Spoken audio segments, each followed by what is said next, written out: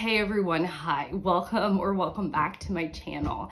Today I'm going to be going through a couple of favorite books in an effort to clear off my bookshelves. Not clear off as in like unhaul and get rid of, but in an attempt to reorganize my bookshelves. And so I have a handful of favorites and I thought I'd share them as I move them from one shelf to another. So yeah, if you're new to my channel, then hi, welcome. My name is Shelly. I really love books and reading, and I feel like I'm about to sneeze. A sneeze indeed. If you're enjoying the video, I would encourage you to subscribe, stick around, and without any further rambling on, let's go ahead and get into the meat of this video. First, before I go into the books, there are two channels that I want to shout out that I think you should follow right now. They both have been commenters on my channel and on the booktube community at large. One of them is Jackson Talley, I believe. I'm filming on my phone because my computer is still in the workshop. Yeah, no end in sight there. Can't really talk about it, otherwise I will burst into tears. But no, we're talking about something joyful. So Jackson is a wonderful booktuber. He's been doing it for about a month now, and I've just really enjoyed his videos. He's thoughtful and snarky, wonderfully just has a really, reads very widely. So there's, nonfiction and classics and new releases, and definitely has a thoughtful and thorough opinion on the books that he reads, and I appreciate that. Although he did call Jane Austen musty and crusty, and I was like, I don't know about that. But it was still, I still enjoyed him. All is forgiven. And I may have even loved him even more for saying that comment because, he's not trying to filter, or please everyone by saying he loves Jane Austen. Like, he just told us how he actually feels. The other one, I think he only has one video up. His name is Tim Bishop. Been a commenter on my channel for a while, and I was just like shook when I saw that he had made a channel. I know these booktubers I know them by their username, and so to see that they made a channel just like really bubbled me up, got me all excited. So having said that, so two new people for you to follow, and then now I'm gonna get through some of these books. So my bookshelves out in my sitting room have all the books that I read or my husband's books, but I try and keep unread books on the shelves behind me and in this room. However, I have done some reorganizing and I have some space. And so at the bottom of the bookshelves behind me, actually out of frame, I am going to put new books I've read that I loved and I want to keep because I keep the books that I love. So these are all, ostensibly, these are all favorites, or books that I just can't quite part with. So where do I start? I have some chunksters here. Larry McMurtry's Lonesome Dove. This is a Western. I'll try and keep these snappy, but this is a Western. It's so not a Western that you would think of as a Western. I don't know what to say. It is an adventure story, really. At the heart of it, it doesn't matter if it's a Western. It's an adventure story when America is still getting its roots together, and traveling across the country is really perilous. And so these group of cowboys are taking cattle from one place to another, and it's a huge journey. And oh my goodness, they're all fantastic. I cannot remember anyone's name now. That's terrible. Gus.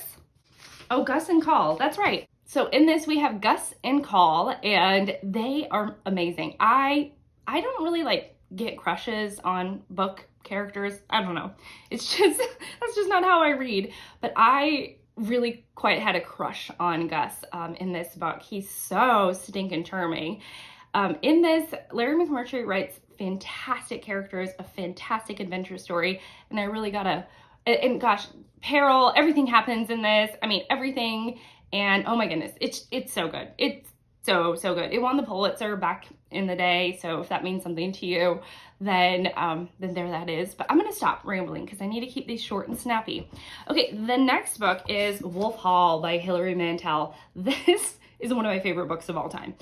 I love this book. I love seeing it on my shelves. This is the story of Thomas Cromwell rising in the ranks of King Henry VIII, who is going through a very public divorce, and he is swapping his wife out for a younger and less approved version of his previous wife. And amid that, there is a lot of religious changes. I mean, y'all know, like, King Henry VIII is, you know, his story is well known, but you're seeing it through the eyes of Cromwell, who's just amazing. Probably one of my favorite characters in literature. I love this book. I love this book. And I'm so glad that it's getting like a resurgence because of the New York Times Best 100 Books of the 21st Century. I think people are rediscovering this book, or like remembering that they wanted to read this, and I loved it. It's so good. The next book is The Wonder by Emma Donoghue. This is set, let me think. I've reacquainted myself with this book. I love this book. I just don't always remember the details of the book. So this is set in, I think, the 1800s. And we're in this little Irish village. We are following this English nurse. And this nurse is hired to keep watch on this little girl who is 11, who supposedly has not eaten in 4 months. She's an 11-year-old girl who has not eaten in 4 months. And my goodness, what I like about this is, just as the reader, we're skeptical of this little girl, and we're wondering if Emma Donoghue is going to pull out some magic, if this is like divine intervention, like what direction Donoghue is going to go in. Those same thoughts they are going through the mind of our protagonist, this British nurse, who is also just so skeptical of this little girl. It is really, really good, and it doesn't overstay its welcome. It's just a fantastic, fantastic read. Okay, next up, we're back with The Tutors. We have The Other Boleyn Girl by Philippa Gregory. I love this, and I love it for its own sake. I love it as a novel. It's really fantastic. Instead of following Anne Boleyn, who we know was the seductress to King Henry VIII, and all this stuff, right?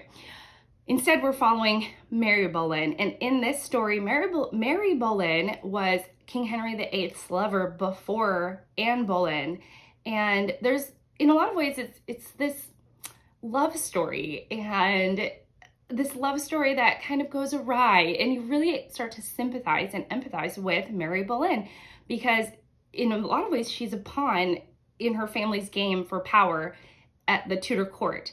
But just as a little pawn does, she has her own desires and feelings and wants in life.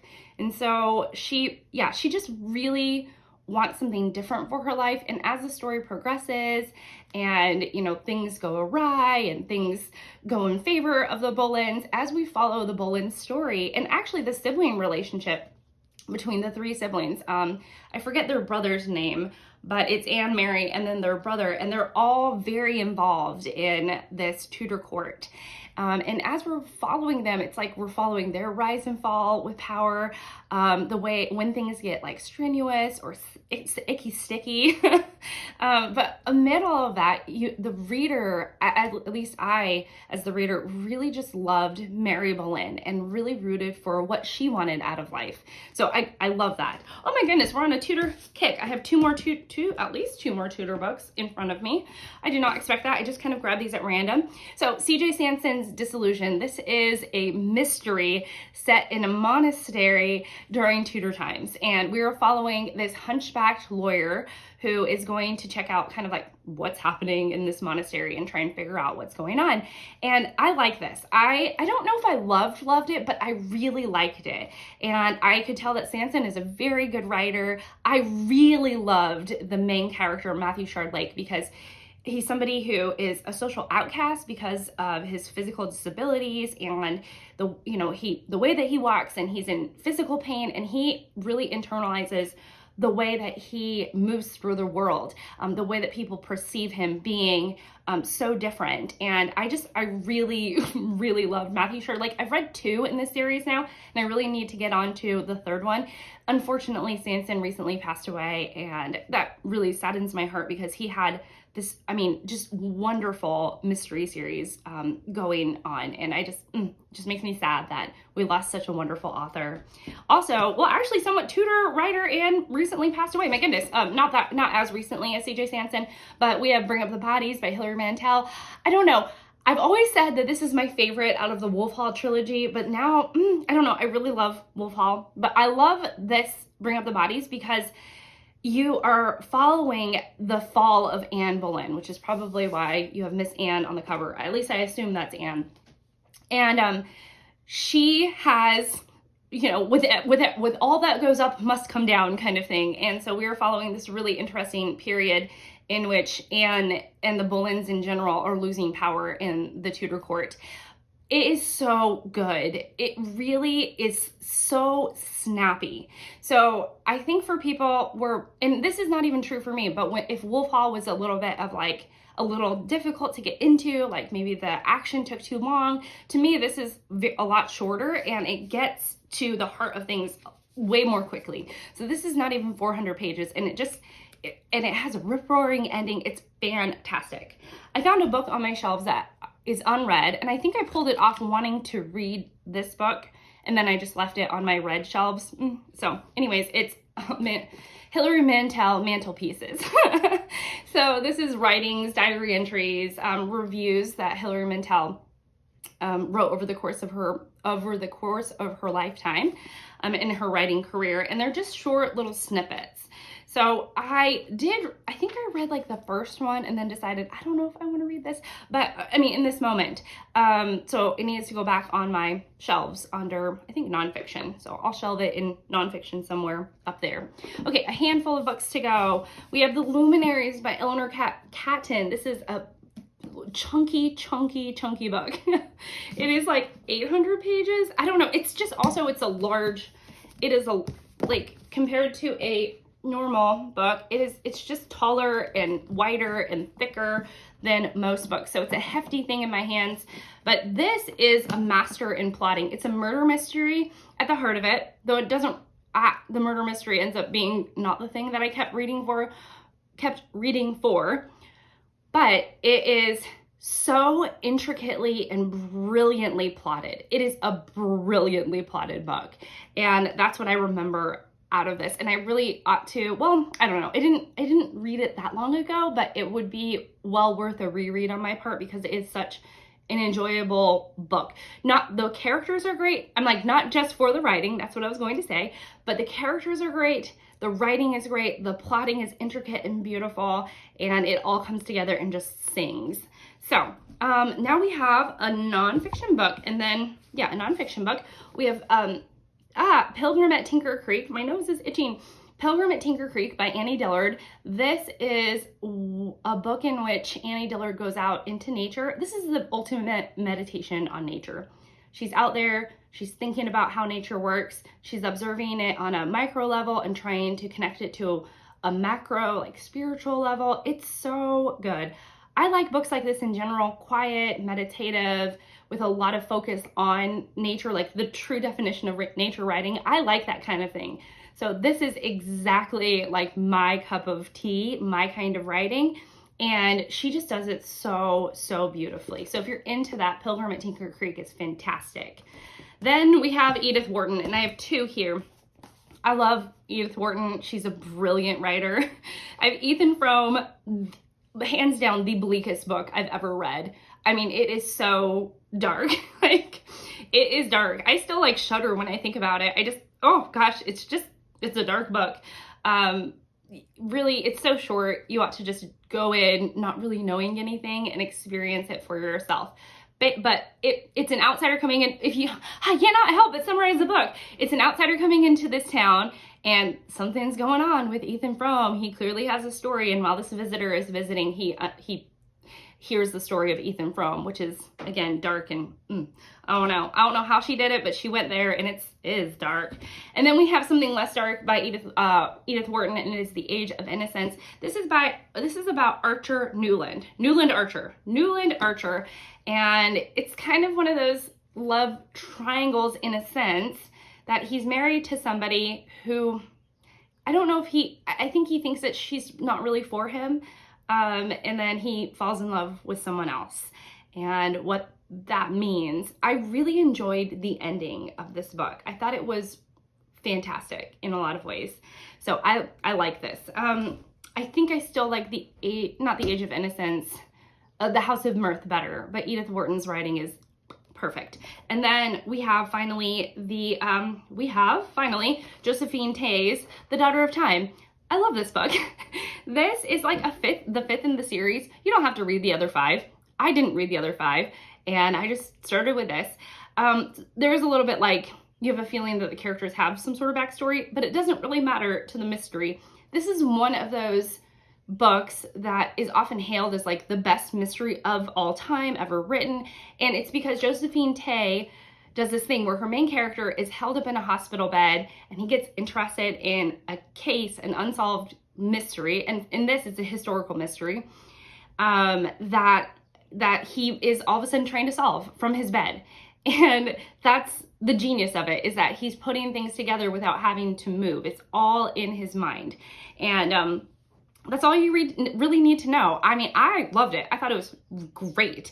And I don't know when I started to really solidify how much I loved historical fiction, but I would say that this was part of it. This was part of my historical fiction loving journey, because he's trying to figure out this thing that happened 100 or more years ago. And the main character is like working out in his brain the puzzle pieces that happened just so long ago. And I just found it really fascinating. And I could see why it gets hailed as like the best mystery of all time. Now, is it the most intense or gory or even the smartest mystery of all time? No. But what she was doing at the time that she was doing it, Josephine Tay, what she was writing at the time that she was writing it, I could see the brilliance in it. And it stands on its own 2 feet. Like, as a read, it is a really good read. So that is it. Those are books that I'm going to add to the shelves down there. And yeah, mostly excited to just be with you and spend time with you. It's something that I've just desperately missed. It is like painful not being with you all with my normal equipment. It is like truly painful. For a few days, I could not bring myself to even watch YouTube videos, like booktube videos, because I was so sad that I couldn't participate. It was so weird, but that's just like one component of this like computer journey and my relationship with booktube. But yeah, that's it. You didn't come here for all of that. I am just so glad you spent some time with me, and I will see you all in my next one. Bye!